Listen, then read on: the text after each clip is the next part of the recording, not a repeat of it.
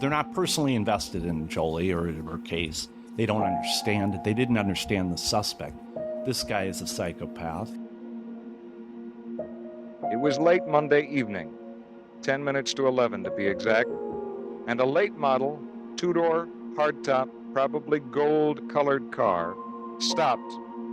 The long-haired, about 30-ish driver, the car drove east toward St. Paul. Like, nothing rules this guy out, and nothing has since the beginning. You know, she was killed with a knife. Joli was hit with a blunt instrument. But the thing is, it's the rage and the overkill in the car and just the senselessness to it. You know, for the longest time, I thought I picked up a hitchhiker and I stabbed her and I put her in a snowbank. That's all I remembered until he brought out all the pictures.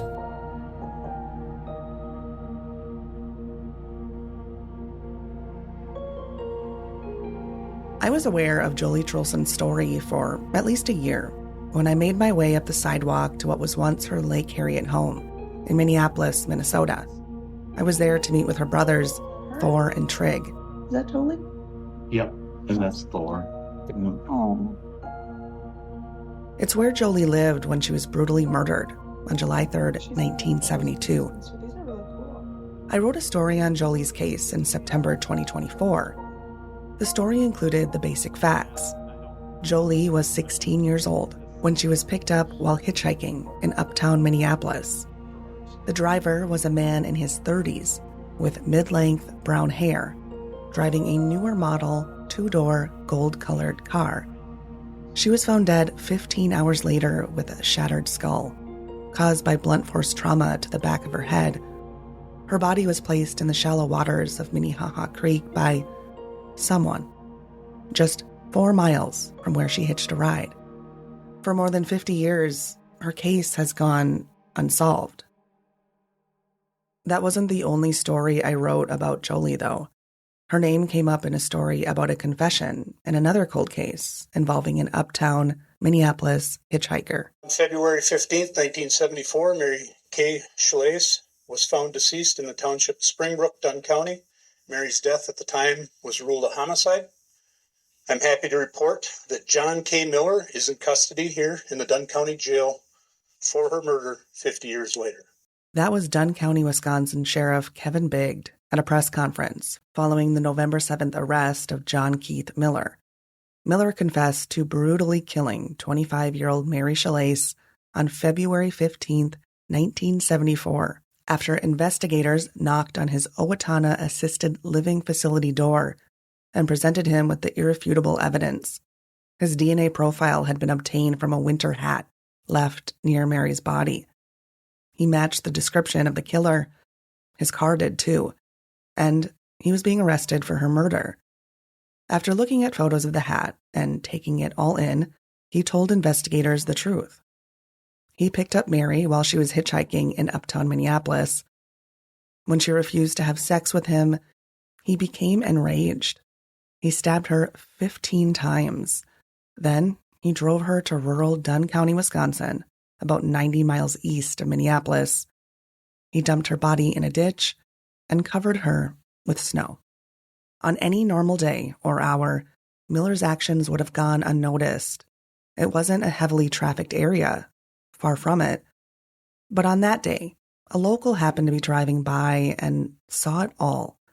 That man immediately called the Dunn County Sheriff's Office and provided investigators in detail a description of the man and his vehicle. The eyewitness described the driver as a man in his 30s, with mid-length brown hair and a mustache. He was driving a newer model, gold-colored, two-door car.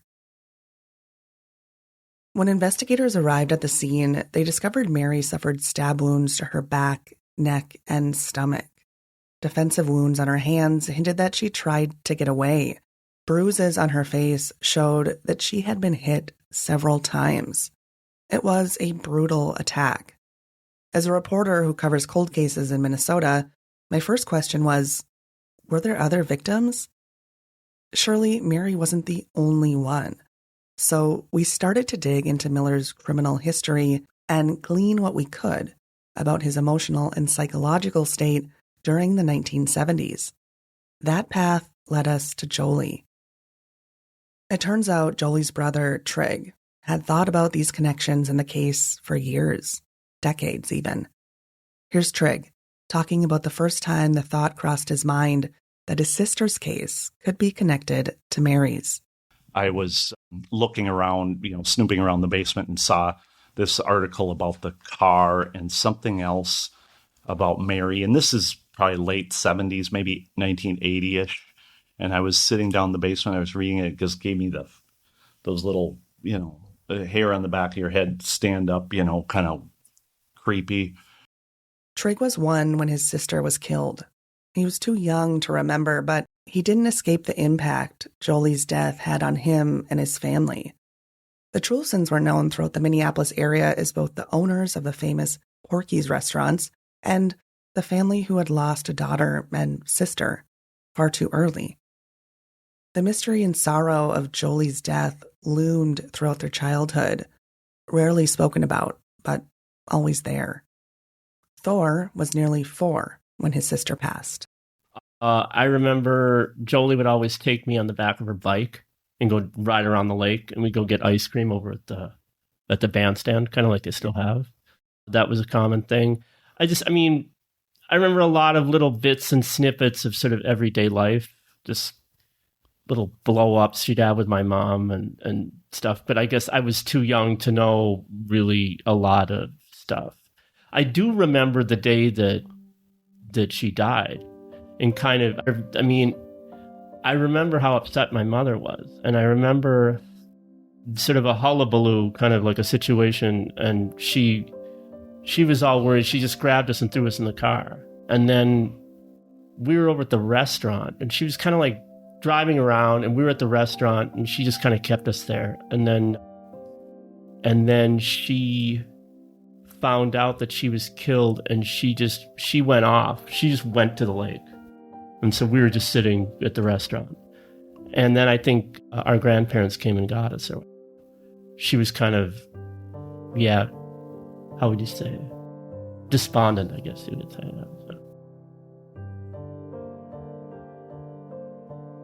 You're listening to The Vault. I'm Trisha Turinskis. I'm an investigative reporter for Forum News Service.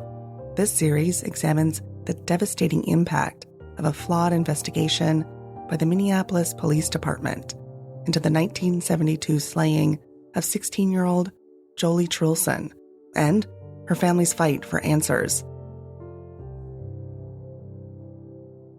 It was late Monday evening, 10 minutes to 11 to be exact, and a late model, 2-door, hardtop, probably gold-colored car stopped.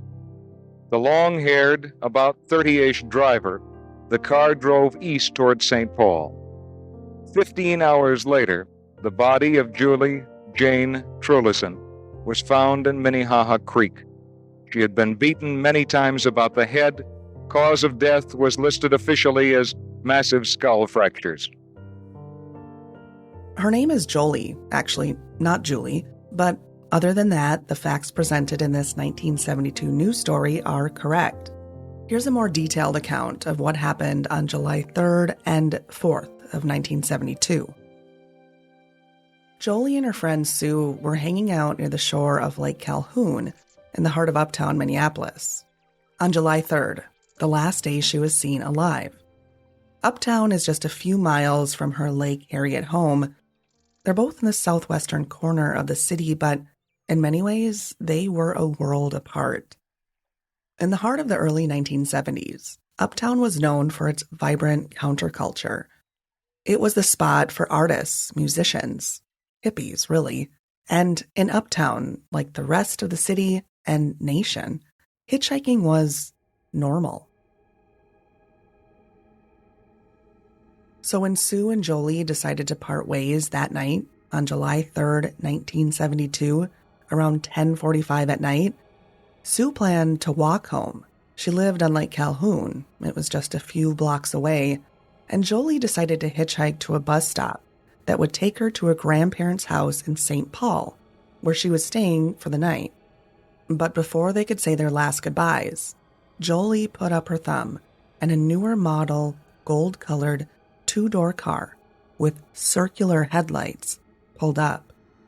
Sue later told Minneapolis police detectives that Joli looked inside the car before hopping in. Then, she turned back to Sue and made a face, as if to say, "Oh well, this is better than nothing." Sue believed Joli was reacting to the driver of the car. Then, before speeding off, Joli asked Sue for a smoke, and Sue handed over one cool cigarette, with a K, Joli's preferred brand. According to the Minneapolis police report given to Joli's family, Sue told investigators one other detail about that evening. The gold-colored vehicle drove past two young males who were also clearly hitchhiking and looking for a ride. As the driver pulled up for Joli, the boys walked toward the car to ask for a ride, but the driver took off. Joli was the sole passenger. Minneapolis police would now like to talk with two young male hitchhikers who were seen in the vicinity where Julie was picked up at 10:50 Monday night. Perhaps they can shed some light on who attacked Joli Truelson. The Minneapolis Police Department received the call at 1:37 p.m. on July 4th, 1972. It was a clear and dry day, with temperatures around 70 degrees, when a young boy was out enjoying the weather and saw the body of a girl alongside a shallow retaining wall. Her body was submerged in roughly 16 inches of water. The location where Joli's body was found was out of sight from any roadways or residential areas. Essentially, she was hidden. Responding officers noted in the police report that two large pools of coagulated blood were discovered near her body. One blood spot, described as 9 inches by 4 inches in diameter, was found 14 feet from the water's edge. The other blood spot, measuring 8 inches long and 1 inch wide, was found 8 feet south of that, roughly 22 feet from the water's edge. 5 feet from that pool of blood, officers noticed what appeared to be drag marks in the ground near a tree where the grass had been worn down. This quickly signaled to officers that this was not an accidental drowning. This was confirmed when investigators examined her body and found two large wounds in the back of her head. Her skull had been shattered. The police report says the wounds were around 2 inches long and, quote, deeply indented. They noted one was in the shape of a half moon, consistent with the mark of a hammer. When Joli's body arrived at the medical examiner's office, they cut her long, brown, straight hair. It revealed 3 more injuries to the back of her head. The medical examiner noted that beneath the 5 visible wounds, Joli's skull had been fractured. The medical examiner stated she likely died almost instantly. This was not caused by a fall. The medical examiner wrote in the report that her clothing remained intact. She was found wearing the same outfit she had worn the night before: a blue jean jacket, a red sweater dotted with musical notes, layered over her blue t-shirt. Her army green pants were properly buttoned and zipped, and her blue and white tennis shoes remained on her feet. There were no signs of sexual assault. She had no marks to her hands or fingernails that would indicate she was fighting off her attacker. The only other injuries, aside from the back of her head, appeared to have been inflicted after she died. The autopsy revealed the following post-mortem injuries: a small bruise near the hairline of the front of her head, bruises on both kneecaps, a bruise on the back of her right shoulder, a bruise on the right side of her spine, and a small abrasion on her right buttocks. That tells us a lot, or it could. It appeared as though Joli had been running away from something, someone, when her life was taken. Joli was 95 pounds. The absence of signs of a struggle could have been because she was simply running away. Up against a grown man, running could have been the wisest course of escape. Hours after she was discovered, dive teams searched the creek for the sign of a weapon, but their efforts turned up short. And here's something that's not mentioned in the Minneapolis Police Department report, but is present in the Minnesota Bureau of Criminal Apprehension report related to Joli's case. 2 days after Joli's body was discovered, Minneapolis Lieutenant John Surlees pulled over a man whose physical description and vehicle matched the information provided by her friend, Sue. The driver of the newer model, gold-colored, two-door car gave the officer his name. I'm not going to provide the first full name as this man was not charged with a crime, but I will say this. The first name he provided began with an R, and the last name, Miller. That Miller denied knowing anything about Joli or her murder. I'm going to pause here because that portion of the story could be important moving forward. And because it could be important, I'd like to note that Joli's family attempted to track down the record of that traffic stop. They wanted to know if the man provided his identification card because, as you will learn later in this series, John K. Miller, on at least one other occasion, provided a law enforcement official with the partial truth about his identity. In that case, which again we'll get to later in this series, he provided his full name, but a false address, an address that didn't even exist. According to the BCA report, the Miller who was pulled over on July 6, 1972, allowed his vehicle to be searched, and this is what they found in his trunk: a hammer with what appeared to show signs of bloodstains. The hammer was turned over to the BCA 4 days later, on July 10, 1972, for testing. The goal was to determine if the brown and red spots on the hammer were in fact blood, and if so, if they matched Joli's known blood type, International Type A. It's not known where that Miller, R. Miller, was during that testing period. That information is absent from both the BCA and Minneapolis Police Department report. The hammer wasn't the only piece of potential evidence being tested in the lab, though. Vials were taken from the 2 pools of blood discovered near Joli's body. A blood-soaked portion of a white t-shirt was also found near the crime scene and taken in for testing. The results from the lab revealed the presence of 2 separate blood types discovered near Joli's body. Samples from the 2 pools of blood matched Joli's Type A.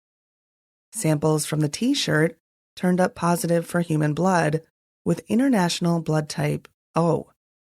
The hammer, which the BCA file indicates had 30 to 40 red and brown spots, did not yield positive results for human blood.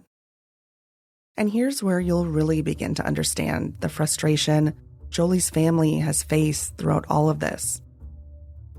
30 days after those pieces of potential evidence were tested, they were discarded, or, in the case of the hammer, possibly returned. The Minneapolis Police Department didn't see any reason at that point to hold on to what could have been critical pieces of evidence, and maybe the key to nailing down Joli's killer. Here's something else that was shocking.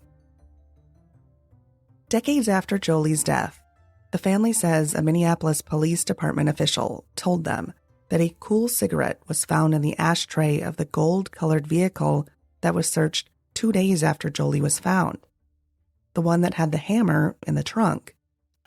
What was interesting, they mentioned that a lot of the stuff was thrown away, that they did say that there was a report about a cigarette butt that they had when they stopped this guy named Miller. There was a cigarette butt in the ashtray. And it was just one cigarette butt. It was a cool cigarette. Well, it tied back to that story when Joli asked for that cigarette before she got in the car, and they hoped to test that cigarette butt or whatever. The guy didn't smoke. Apparently, they, questioned him. Whether that was anything, I don't know, but there was no mention of the cigarette butt. We are not able to verify that information.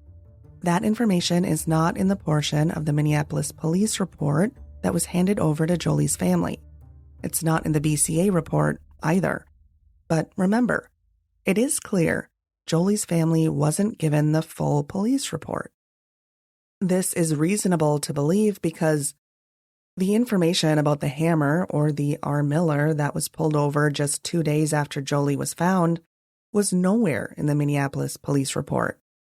The family saw that information on paper for the first time this year when they obtained the BCA report. For them, that's reason enough to assume that portion of the police file with the information about the cool cigarette, if it exists, is still in the Minneapolis Police Department or went missing. With the evidence destroyed or given away, and a lack of perceived concern or urgency on behalf of the Minneapolis Police Department, Joli's family went on for years, frustrated that there wasn't much that could be done. And that was devastating. Their mother is 90 years old. She's suffering from health complications, and she wants to know what happened to her daughter in the last hours and moments of her life. And that's why, when they heard the news on November 7th, 2024, that there was a confession in Mary Schlais' case, they felt the doors to Joli's case swing wide open. Probably called Thor on Thursday night when Miller was picked up. I would always kind of search out that case because I knew there was DNA evidence that they were working on for years. And I know they had talked about the football player and this and that, but they exhumed Mary's body. So I thought, you know what? This is the only hope because there's absolutely no sense to this. Same car. All it would take for this guy is to drive by. And they knew they had to explore, to the fullest, the possibility that maybe their quest for truth could lead to answers from the mouth of a man already behind bars. In part 2 of this series, available next week. And it's almost, they're throwing up roadblocks. Now it's like they're using the fact that there's no evidence there to say, well, we can't do this or that, or, there's no evidence, so you're screwed no matter what. And that's what's most frustrating, is that they threw away the evidence, now they're using that as an excuse. Did you ever come up to Minneapolis? No. Never? No, hardly ever. If I did, it must have been like for a concert or something, maybe. Okay. But you never drove through there casually? You never had any friends up there? No. Okay. Okay, so here we have him living in Hennepin County around the same time in the early 1970s. That's the same county where Minneapolis is located. So he either doesn't remember living there or he's not telling the truth. Thank you for listening. The Vault is a Forum Communications podcast. For more coverage on Joli Truelson, Mary Schlais, and John K. Miller, visit inforum.com/The Vault.